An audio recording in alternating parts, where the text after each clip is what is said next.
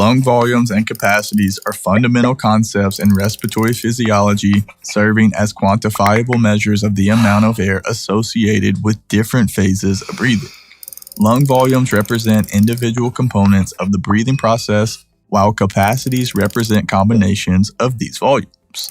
We created this video to explain the difference between the two and provide a brief overview of this topic. So if you're ready, let's get into it. As previously mentioned, lung volumes refer to discrete, measurable segments of air which can be associated with a specific phase of the breathing cycle.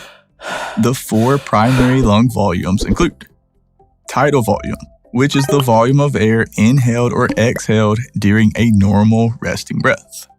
Inspiratory reserve volume, which is the additional volume of air that can be forcefully inhaled after a normal inhalation. Expiratory reserve volume, which is the additional volume of air that can be forcibly exhaled after a normal exhalation.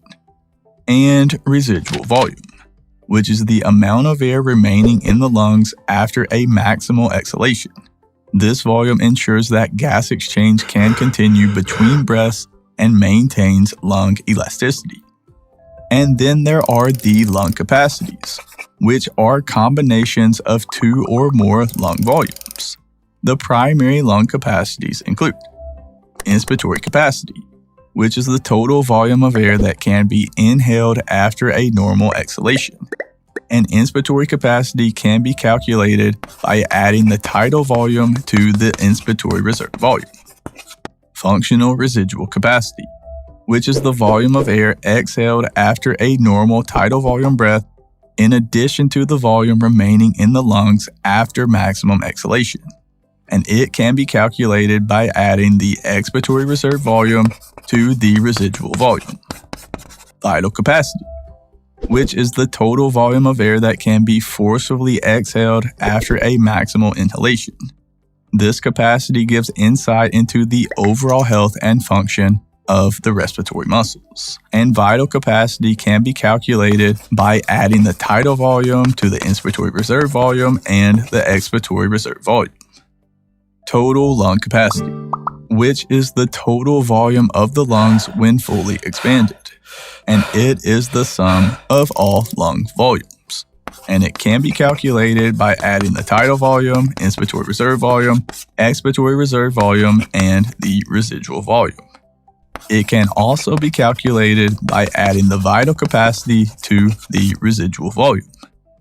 But as previously mentioned, lung volumes and capacities are fundamental concepts in respiratory physiology, offering deep insights into the function and potential of the human lungs.